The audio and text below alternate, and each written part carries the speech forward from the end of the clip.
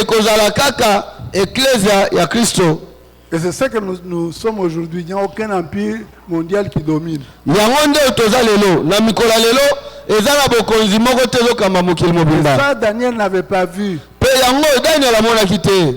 Pour Daniel, c'est comme si ça partait dans cet ordre-là jusqu'au moment où le royaume de Dieu allait être établi sur la terre. Pour Daniel ezali kolonga tango longa wana pe kino tango Kristo akoya kotia bokonzi ya Nzambe na mokili. Qu'est-ce que Daniel avait vu? Qu'est-ce que le roi avait vu et que Daniel a interprété? Eloko nini oyo nkumu amonaki pe Daniel alimbolaki? La succession des empires de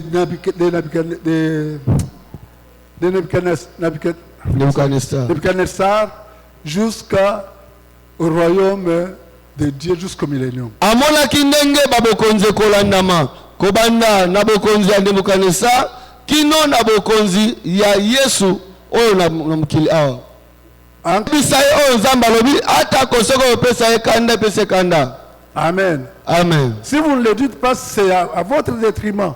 Soki olobi yango te Nzambe akotuna yo. Alors, après la tête d'or, il avait vu quoi? Nasima ya moto ya wolo amonaki nini? Il avait vu le buste et les bras en argent. Tolo pe maboko ya palata. L'or est plus consistant que l'argent. Wolo ezalaka na motuya koleka. Eza makasi koleka palata. Ça va se dégrader comme ça. Yango kolanda na bongo. Ça va se dégrader. Et bando kitaka bongo zesela nguya. Amen. Amen. Donc nous partons du métal plus fort, plus élevé, plus précieux. Tozokende na palata, tozokende na libanga oya talo, oya leki nyoso, oya eza makasi, peto kitina yango. Donc ça est en termes de puissance des royaumes. Yango zali kotalisa banguya babokonzi wana Rwanda. Un royaume qui sera aussi puissant que le royaume de Babylone. Omona ke ezala bokonzi moko te ekozala na nguya koleka bokonzi ya Babylone. Ça va se dégrader comme ça. Kuti yango nde banda kokita. Amen. Amen. Mais par contre, en étendue, en tout cas, l'empire Babylone est moins étendu que tous les autres qui vont suivre.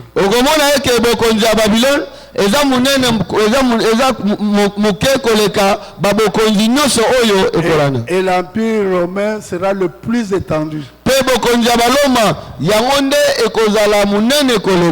Amusez-vous si vous êtes sur Internet de connaître les étendues.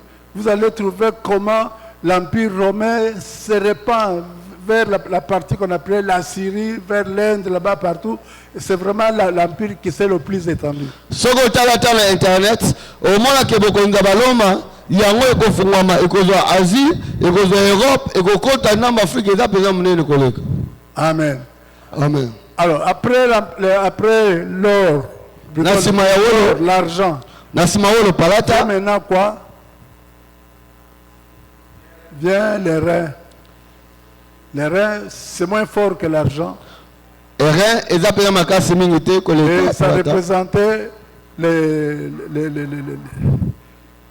comment je veux dire, le ventre et le cuisse.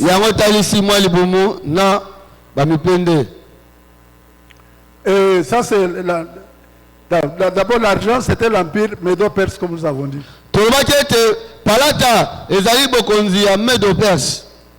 Il était dirigé par les rois de Mède et les rois de Yango ekamamaki na mokonzi ya Mède na mokonzi ya Perse. On dit que le premier c'était le roi Cyrus. Celui qui avait autorisé le premier qu'on aille reconstruire le temple.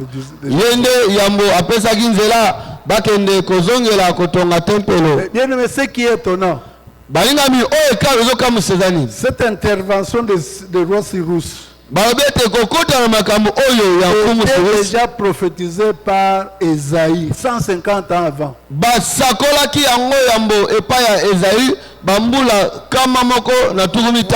Comment Dieu intervient dans les affaires des hommes. Je n'entre pas dans les détails pour vous donner les versets. na kokota te pona pesa bino Mais c'est verset. seulement que l'avènement de Cyrus Tomoni ete koya ya Cyrus était déjà prophétisé par le prophète Ésaïe. basakolaki yango epai ya nkumu epai mosakoli ezali 150 ans avant. bambula kama moko na tuku mitano yambo. L'empire Médo-Perse a été remplacé par qui? Par Médo-Perse bokonzi nini eremplace yango? par l'empire grec bokonzi ya bageleka avec Alexandre le Grand. kuna nde ezalaki na Alexandre le Grand ye nde banei kokamba mboka empire grec. Amen. Amen. Dieu avait montré, nous allons voir ça avec les lions des animaux. Nzambe atalisaki yango tokomona yango na banyama. Amen. Après l'empire grec, Na nsima ya bokonzi ya bangeleka viendra maintenant l'empire romain, tokozala na bokonzi ya baloma. représenté par quoi? Etalisami ya nini? Pardon? Par le nom d'attention. L'empire romain est représenté par le fer, les deux pieds, les deux jambes. Bokonzi ya baloma etalisami na makolo mibale wa bibende. Hein, c'est la partie Non, des jambes là que vous voyez. Non. Si, malheureusement, on ne présente pas les images. Image statique s'il vous plaît. Alors, vous allez voir qu'on dit que sa fin était en 146 avant Jésus-Christ. Tomoni ke bokonzi oyo ya baloma suka na yango ezaki na année 146 après Jésus. Nous avons ces pieds et orteils sont représentés maintenant, surtout les orteils, on dit qu'il y a 10 orteils et 10 rois, et 10 orteils en raison de 5 par pied. Tomoni awa ba makolo na yango misapi na yango ya makolo ezali kotalisa misapi zomi oyo ekabwani mitano na lokolo oyo. C'est le moment, c'est l'empire que nous attendons imminemment. Ezali bokonzi oyo tozali kozela kala mingi te awa ekoya. C'est selon la statue, c'est le 5e empire que nous attendons. Koranisama ekeko ezali bokonzi ya mitano oyo tozali kozela. C'est l'empire romain ressuscité. Ezali bokonzi ya Loma oyo esekwisa mito ya sika. Qui sera formé par 10 rois ou 10 nations ou 10 rois. Ekokelama na bikolo zomi bankumu pe zomi. Et ça va former un 5e royaume. Yango ekosala bokonzi ya mitano D'où sortira l'antichrist. Wapi ekobima motelemeli ya Kristo. Plus loin nous allons voir. Tokomona yango mikolo ya. Plus loin nous allons voir. Tokomona yango. Un peu plus loin nous allons voir. Tokomona yango kamingite. L'empire romain ressuscité. Bokonzi ya Loma oyo esekwi. C'est de lui que sortira l'antichrist. Pardon? C'est de lui que sortira l'antichrist. Na kati ya bokonzi nde kobima motelemeli ya Kristo. Dont l'empire sera brisé par la venue de notre Seigneur Jésus-Christ. Wapi bokonzi wana bakobuka yango na koya ya nkolo na biso Yesu Nous Kristo. avons déjà dit que il y aura une période de 7 ans. Tolobaki ete ekozala na eleko moko ya mbula sambo. Une période de 7 ans. Ekozala na eleko moko ya bambula sambo. 7 années de tribulation. Ekozala bambula sambo ya minyoko. Qui va commencer au moment où le roi là se coalise pour former l'empire romain ressuscité. Yango ekobanda tango bankumu wana zomi bakosangana pona kosala bokonzi ya Loma oyo sekwi. J'espère que jusque-là vous comprenez. nakanisi bozososola malamu. Il ne faut vraiment pas qu'il y ait la confusion. Nalingi te bozala na mobulu. Donc, si nous lisons ce qui a été écrit au verset 43, Soki totangi oyo ekomami na nzela ya tukumi na misato. On dit, tu as vu le fer mêlé avec l'argile parce qu'ils se mêleront par des alliances humaines. Balobi omoni libende esangani na mabele basala bikeko po ete bango bakosangana na boyokani ya bato. Mais ils ne seront point unis les kasi bakokangama te moko na mosusu. Même que le fer ne s'allie point avec l'argile. Ndenge moko libende tokoki kosangisa yango te na mabele basala bikeko. On s'attend à ce que cinq rois ou 5 nations viennent de la partie de l'Empire romain de l'Ouest et 5 autres nations viennent de l'Empire romain de l'Est. Tozali komona wana eke babikolo mitano ekouta na bokonzi ya Loma esika moyi ebimaka, bokonzi mitano ekouta esika moyi ekotaka. Vous comprenez ça? Sosoli yango. C'est pour cela, comme l'Ouest ce sont les pays forts, na ndenge nango lokola esika moyi ekouta esika bokonzi moyi ekotaka nde représenté par le fer, oyo batalisi yango na libende. Tandis que à l'est ce sont les pays faibles, nzoka nde esika moyi ebimaka kuna ezali babikolo elemba batalisi yango na mabele basala bikeko. On ne peut pas mélanger le fer et l'argile. Bakoki te kosangisa libende na mabele basala bikeko. Ce sont les alliances humaines. Les alliances humaines sont fragiles. Ezali baboyokani ya bato eza na botawu eza ya kolemba. C'est fragile. Yango eza ya kolemba. Aujourd'hui on s'allie, demain on se... Lelo bakoki kosangana lobi bapanzani. Nous allons mieux expliquer ça avec les animaux, la vision des animaux.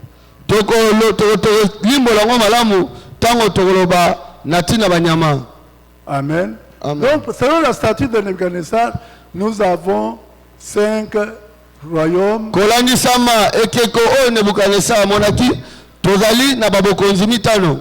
4 déjà passés. Le 5e dont la création est imminente. Et ce sera créé quand? Bon, je n'entre pas là-dedans. D'abord l'intervention, disons, voyons d'abord comment la deuxième série, ou si vous voulez, les visions de Daniel qui viennent compléter. Ndoto oyo mibale na limbola na yango ya banyama ndeko ya kobakisa oyo tolobi. Daniel au chapitre 7 na mokapo ya sambo, Daniel a eu des visions. Daniel amonaki baimoniseli, des visions des animaux. Baimoniseli ya banyama. Et ça je crois que vous connaissez tous. Po wana boyebi yango malamu. Les animaux là correspondent aux empires qu'on a déjà vus avec la statue. Banyama wana bazali kotambola elongo na babokonzo tomonaki na ekeko. Papa Percy vous a très bien dit ça. Papa Percy ta sabino yango. Vous le savez déjà. Boyebi yango malamu. L'or correspondra à quoi? Wolo nyama nini? Au roi, au lion. Lion qui a des ailes. Kosi. Hein? Qui a 2 ailes d'aigle. Kosi o azana mapapu mibale ya aigle. Eh bien, les 2 ailes, ça signifie que le roi Nebuchadnezzar va conquérir les étendues avec une grande rapidité. Mapapu mibale wana ezali kotalisa ke mokonzi Nebuchadnezzar akoyeba kozwa babikolo avec rapidité. Na lombango. Alors après le lion, Nasima yankosi, l'ours qui a ngombolo. Quelles sont les caractéristiques de l'ours? Ngombolo ngazanengeni. De une épaule penchée. lipekane mosusu etengai mwa moke. Des épaules dont il n'est plus élevé que l'autre. D'accord? babeke lipekane mosusu ezala komata oyo mosusu ezala okita. D'accord? C'est tout encore quoi? ngombola ngaza su na nini? Vous connaissez ça, non? tolobaki yango na monoko naza na nini? Dans la bouche, il y a quoi? Dans la gueule, il y avait quoi? na monoko ya ngombolo aza na nini? Ça, il fallait qu'on me projette ça. Trois côtes. azali na bakote misato Qui représentent trois royaumes qu'il venait de conquérir. Donc, ezali kotalisa babokonzi misato oyo ye ayebi kolonga yango. Babylone, l'Égypte et l'Asie mineure. Babylone, babikolo misato oyo eza wana ezali Babylone, Égypte na Asie mineure. D'accord? Donc, qui représente le royaume Médo, l'empire Médo-Perse. ezali kotalisa bokonzi ya Médo-Perse. Je passe vite parce que ça n'a pas beaucoup d'importance. Nous avons l'empire grec. tozana bokonzi ya wangeleka. Bon, attends, je peux revenir sur ça. Vous voyez, pour dire que Dieu, les prévisions de Dieu sont formidables.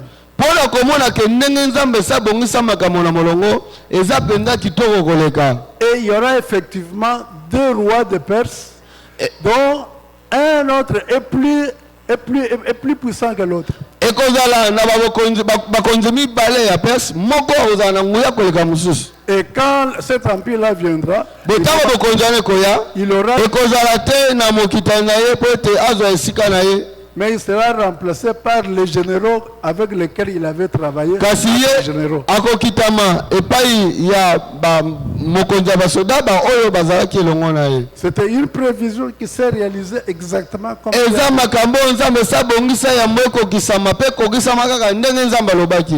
bien des années plus tard. nzambe alobango bambula eleka ya kala. Amen. Amen. Et donc nous terminons par que l'animal, le monstre, tosukisi na nyama moko tobengi elima sans forme, aza na lolenge te, l'empire romain. bokonzi ya Roma. Et ce qui est particulier à cet animal, c'est quoi? eloko eza bokeseni epai ya nyama oyo eza nini? Oh. Sa tête, qu'est-ce qu'il y avait sur sa tête? na motu na ye eza na nini? Hein? maseke zomi. 10 cornes. 10 cornes. maseke zomi. Et parmi ces 10 cornes, il y aura quoi? na kati ya maseka zomi na nekani balobeke eza na liseke moko ya moke. Une petite corne liseke moko ya moke qui va émerger, yango ekokola et en émergeant, na kokola trois autres cornes sont abattues. babete maseke misato ekokoya. Vous suivez? Amen. Donc, trois cornes sont abattues. maseke misato ekoyi. C'est ce qui va arriver. yango nde ekokoma. Plutôt, disons mieux, les 10 têtes, les 10 cornes. maseke zomi. Daniel le fait correspondre avec les 10 orteils. Daniel azali kokanisa yango na misapi zomi ya makolo. 10 orteils. misapi zomi ya makolo. Nous avons déjà dit que les 10 orteils, c'est quoi? C'est 10 nations qui devaient maintenant reformer l'empire romain. misapi zomi tolobaki yango ezali babikolo zomi oyo ekosangana pona kosala bokonzi ya Roma oyo esekwi. Je vous ai dit que c'est ce que nous attendons maintenant. yango nde tozozela sasa ipe qu'il y ait la formation d'un nouvel empire. ezala na bokelami ya bokonzi ya sika. Jusque-là, nous disons toujours que c'est le 5e empire. oyo tokoki koloba eza lokola bokonzi ya mitano. 5e empire. bokonzi ya mitano. D'où sortira, wapi ekobima? disons, l'antichrist. motelemi ni Kristo antichrist. Cet empire-là, je le dis déjà maintenant, bokonzi yango nazo bango sikoyo. cet empire romain est reconstitué là. bokonzi ya baloma oyo ekosekwa. va diriger seulement pendant 3 ans et demi. yango ekokamba kaka mokili na bambula misato na ndambo. Pourquoi? Parce que parce que nous avons dit que la petite corne c'est l'antichrist. Poete tolobi pona nyeza poete tolobi eke liseko ya muke ezali motele le Kristo Vous antichrist. avez vu qu'on nous a dit que dès que la petite corne émerge, combien de cornes sont abattues? 3. 3. C'est-à-dire, Tomona ki ete tango kaka liseko ya muke emati maseke misato ekwei. c'est déjà la guerre de l'antichrist, la petite corne, Ezali de bitumba ya antichrist liseke ya muke comme nous avons dit, qui va opérer avec la puissance et la grande autorité des dragons ou de Satan qui lui aura cédé son trône. akosala na nguya makasi ya satana oyo akopesa ye ngwende na ye. Donc vous voyez, dès que ça émerge, 3 cornes sont abattues. Ce sont les 3 rois qui vont directement, qui ne seront pas d'accord avec lui, eh bien il va les éliminer. Tango kaka azotelema babi bakumi misato oyo bakoyokana na ye te akolongola bango.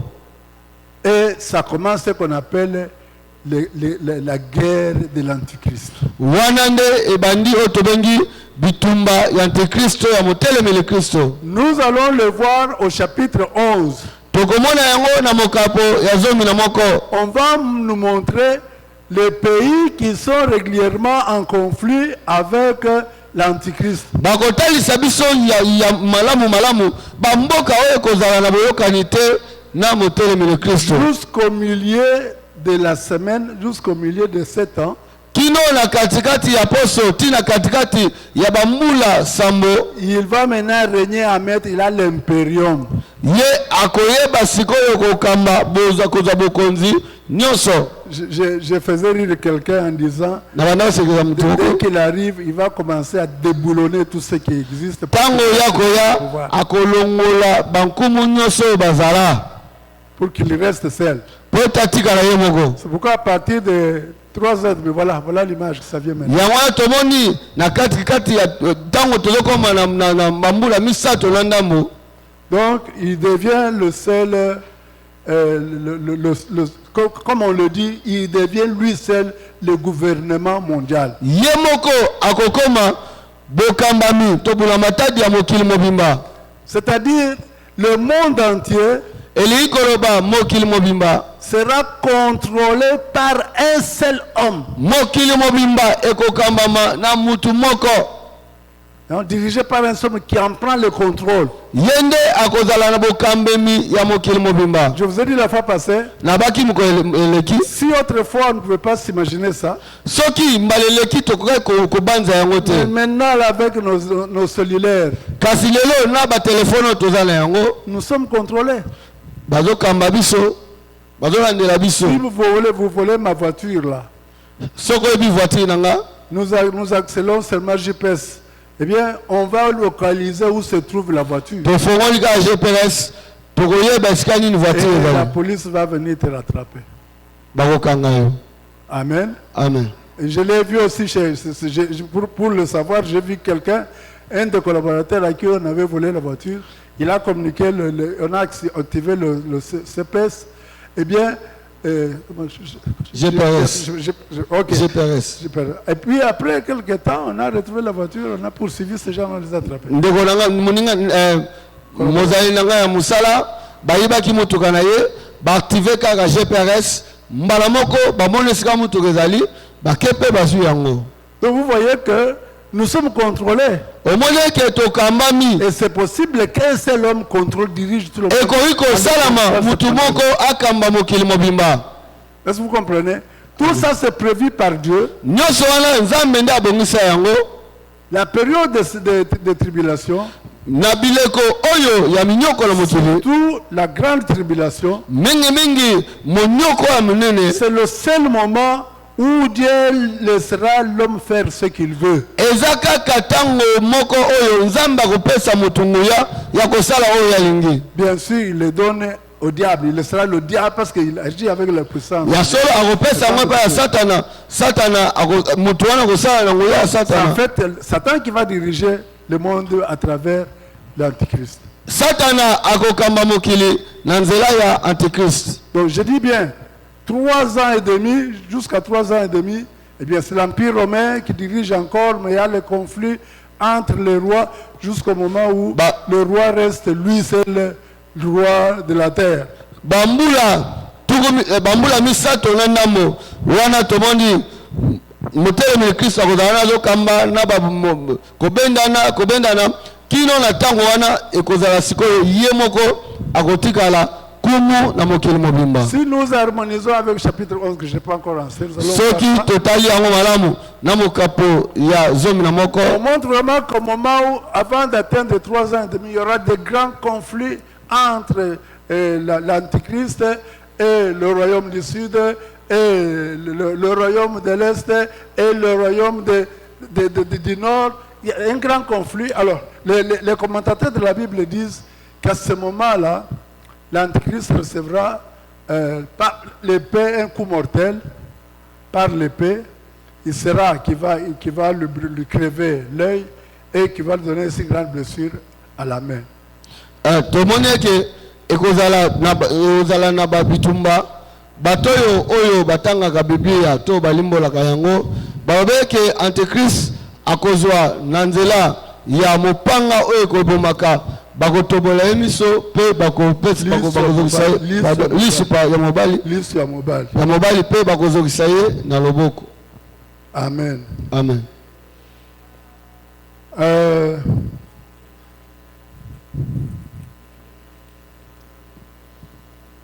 Alors,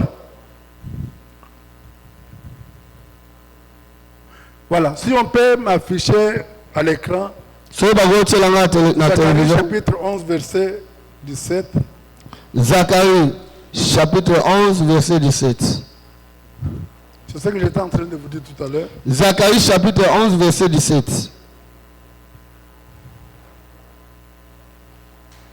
Malheur au pasteur de Néa. Mawa babateli pate ya tina te que l'épée fonde sur son bras et sur son œil droit. Ba oyo bazali kosundola bampate balobeke tika ete mopanga eba kokoya na loboko ba oyo te mutu moko mutu moko mawa na mobateli mpate wazanga tina oyo azali kosundola bampate tika ete mopanga ekoya na loboko na epe na lisono ya mobali. Que son bras se dessèche et que son œil droit s'éteigne.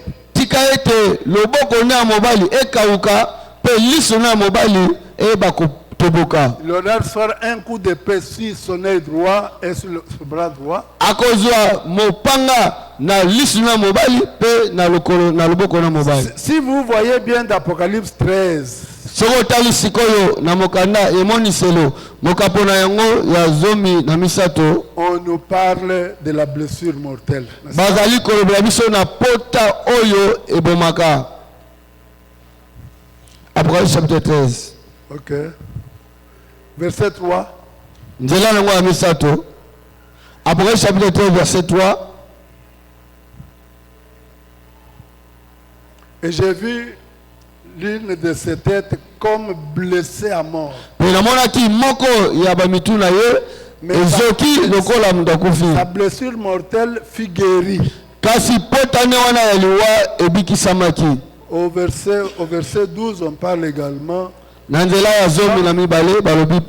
dit verset 12.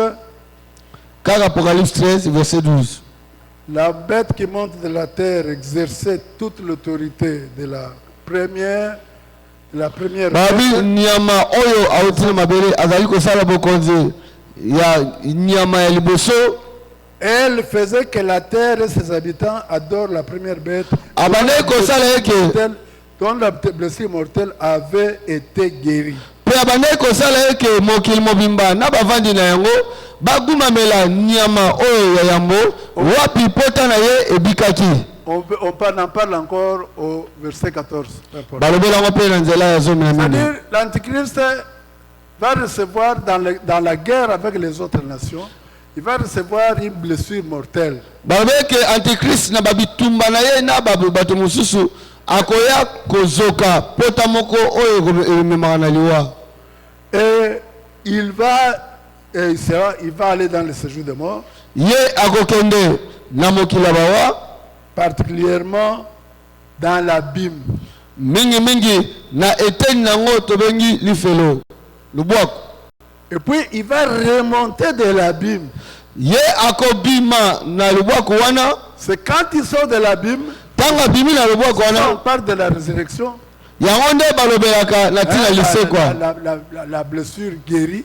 Babete pota wana ebiki. C'est-à-dire, on parle de la résurrection de cette bête Bazali koloba na lisekwa ya nyama wana. qui va maintenant remonter de l'abîme. Ye akobima na lubwako wana. Il entre dans le temple, juste dans le lieu très saint. Akokota na tempelo kino na esika eleki bosantu. Pour se proclamer lui-même Dieu Poete ye moko amiloba azali et Zambe. demander qu'on l'adore. Pe akosenga bagumamela ye. Amen. Amen. Tout ça se prévient, ça se fera. Nyonso se bongisama pe ekokokisama. Et c'est à ce moment-là qu'elle sortira. Si vous voyez au chapitre 13 là, on vous parle de la bête qui monte de la terre, c'est-à-dire les faux prophètes. Walande ekokokisama otolobi awa na chapitre 13 balobeke nyama oyo akomata na mokili. Nous avions déjà lu ce verset là, c'est une révision que j'ai faite. Eza tozozongela eza makambo esi totangaki. Apocalypse 17, verset 8, nous avions lu ça. Apocalypse chapitre 17. Mokanda emoniselo mokaponango ya zomi na sambo. Verset 17.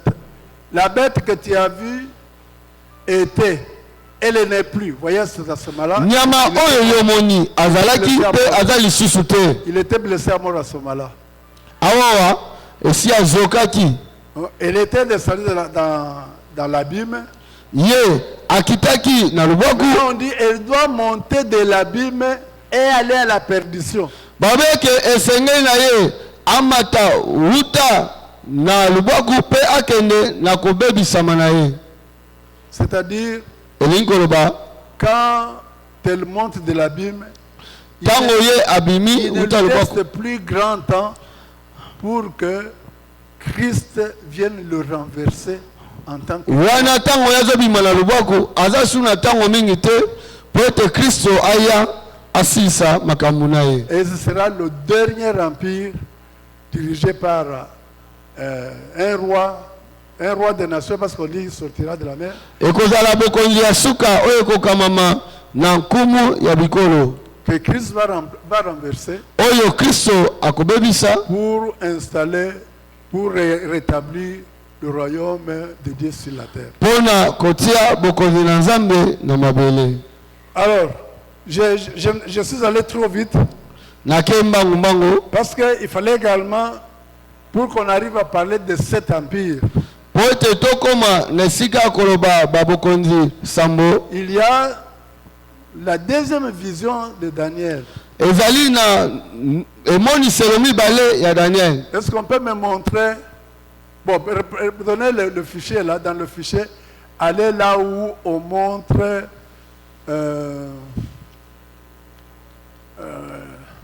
montrez-moi d'abord le bélier et le bouc. Na kati ya afishe kuna botalisanga esika batalisi mwana na mpate na taba. Même na taba. Continuez. Continuez, allez-y. Passez, allez-y. Les cas, oh, les cas. Passez, oh, n'enlevez pas, continuez à dérouler. Kolongola te, les cas, est-ce que batie mwana na mpate na taba? Déroulez seulement le fichier. Déroulez les diapositives. Passez d'une diapositive à l'autre pour ne pas vous compliquer la vie. Aïe, aïe. Présentez maintenant la statue. S'il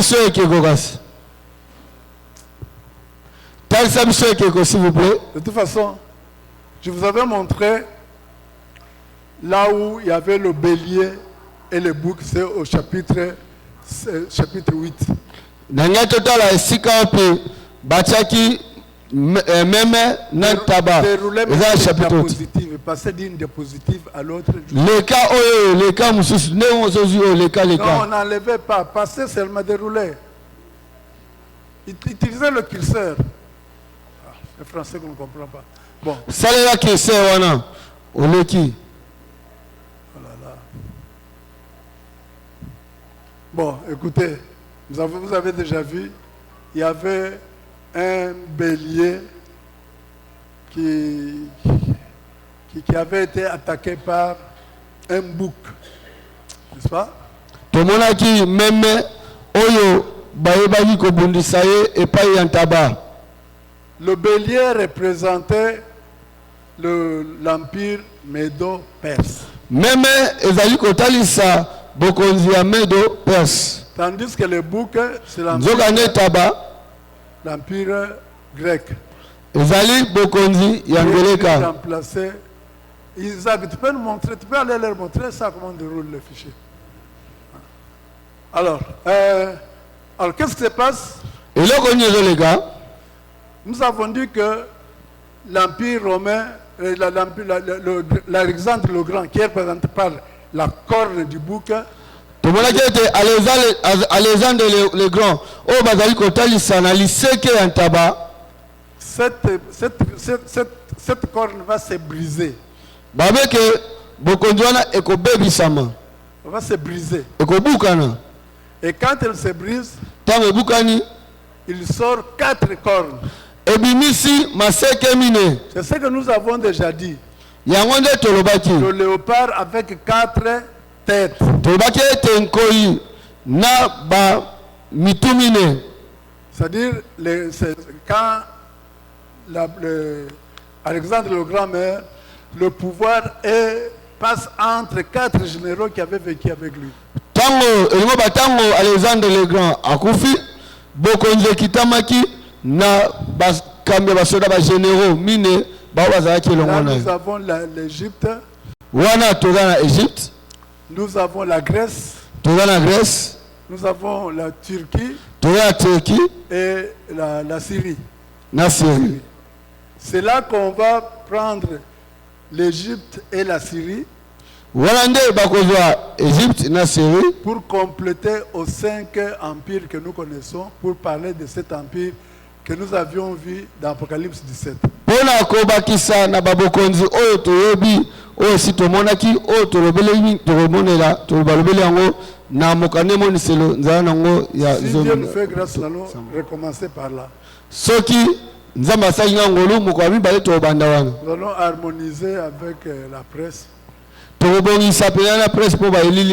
L'information importante ici est que de l'une des 4 cornes va émerger une petite corne.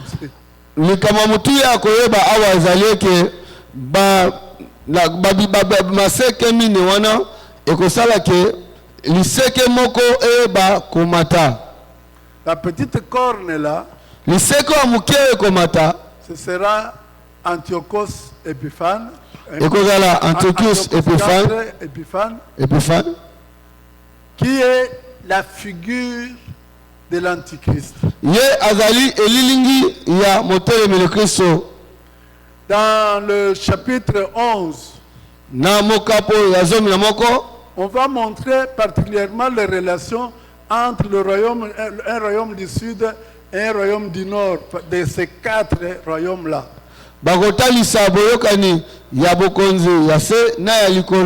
La Syrie et l'Égypte. Ils vont entrer dans des conflits terribles. Des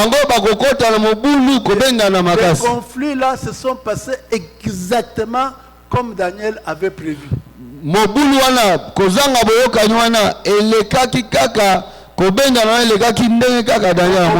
croyait que ce n'est pas Daniel qui a écrit ces choses. Alors que ce sont des révélations qui venaient de l'ange Gabriel. Ce sont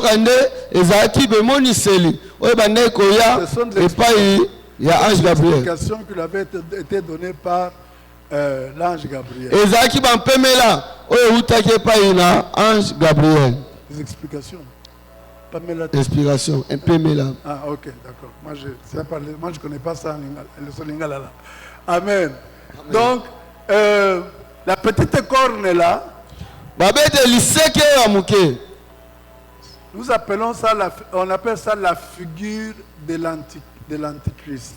Ezali tolobaki ezali elilingi ya motelemi le Kristo. C'est le roi qui va agir avec l'esprit de l'antichrist. Ezali mokonzo ya kosala na molimo ya antichrist. Il y aura des conflits entre l'Égypte et la Syrie. Ekozala na kobendana na Égypte na basulia. Ce roi Antiochos Épiphane va faire 2 expéditions en Égypte. Babeke mokonzi wana Antiochus Épiphane akosala ba mibembo mine na kati d'Égypte. Et la dernière, c'est là où il est venu bouleverser la vie religieuse en Israël. Ya mine nde akoya kobebisa oyo ezali bomoi ya bozambe na kati ya Israël. Il va demander qu'on ne croit plus à l'alliance de Moïse. Akoloba bandi malisute na boyoka no nzamba saki na Mose. Que ce soit seulement sa loi à lui. Ezala kaka mobeko na ye. Pourquoi on dit il espérera changer de temps et la loi? Babete akolikia ekeye akobongola tango pe mobeko. Vous savez, il y a ces chefs qui viennent, dès qu'ils viennent au pouvoir, ils veulent tout chambouler. Oyebi ezala bankumu babokonzi musu tango ya ye wana alingi abandi ya makambo nyonso. Pour que lui seul contrôle la situation. Po ete ye moko azala na situation na maboko. Amen. Amen. Et il fera donc, il va bouleverser la vie religieuse en Israël. Ye akoyeba akobebisa bomoi ya bozambe na kati ya Israël. Il va interdire l'offrande et le sacrifice. Ye akopekisa libonza pembeka. Et il va même offrir le porc, un animal impur, sur l'autel de sacrifice. Akoyeba kutu kopesa mbeka ya ngulu na kati ya etumbelo. Amen. Amen. C'est ce qu'on appelle la désolation de l'abomination. La désolation de l'abomination. Non. Vous disais quoi? Non. Comment on appelle encore ça? La désolation du dévastateur. Okay. La désolation du dévastateur. Kotuka ya mobebisi. Qui est l'image de la désolation, de l'abomination. Ezali elilingi. L'abomination de la désolation, pardon. Ya kotukama ya mawa. Comme Christ en a parlé. Ndenge Kristo lobaki yango. Qui caractérise l'antichrist. Oyo ezali kotalisa antichrist. Si ce roi Antiochos Épiphane avait offert sur l'autel de sacrifice les porcs. Soki Antiochus Épiphane aibaki kotia na etumbelo, aibaki kotia ngulu. L'antichrist quand il viendra, Antichrist akoya, lui va entrer dans le lieu très saint, s'y asseoir, réclamer qu'on puisse l'adorer. Il se proclame Dieu, il demande qu'on l'adore comme Dieu. Ye akokende, akokota na esike leki esantu, akovanda, akomilobaka ye azali nzambe pe akosenga bagumamela ye. Ces choses sont racontées dans le chapitre 11. Makambo oyo balimboli yango na mokapo ya zomi na moko. Où la première partie qui va jusqu'au verset 20. Wapi eteni ya yambo eketi na nzela nango ya tuku mibale. Parle de Cyrus Antiochus Épiphane. Ezali koloba na Cyrus Antiochus Épiphane. Du 20e verset, du 21e verset. Kobanda na nzela nango ya zomi na mibale ti oyandi. On parle de la période qui est allée d'Antiochus Épiphane jusqu'à l'Antichrist. Ezali eleko oyo zobanda na Antiochus Épiphane kino na motelemi le Kristo Antichrist. Tandis qu'à partir du verset 36 jusqu'au verset 45, c'est la période de l'Antichrist. Kobanda nzela nango ya tuku misato na motoba kino na tuku mine na mitano ezali kolobela latina l'Antichrist. Ça, Je n'ai pas encore enseigné. wana na te yango te Même si j'ai appelé ça répétition. atako na biki tozali kozongela Comme nous parlons de l'intervention de Dieu, kasi lokola tozali kobana ndenge nzambe akotaka na makambo ya bato comment tout était décrit de la manière dont Dieu interviendrait dans la vie des hommes. tozomona ndenge nini ese ekomama ndenge nini nzambe akokota mpe abanda kokota na makambo ya bato. Bien sûr, ce que Daniel n'a pas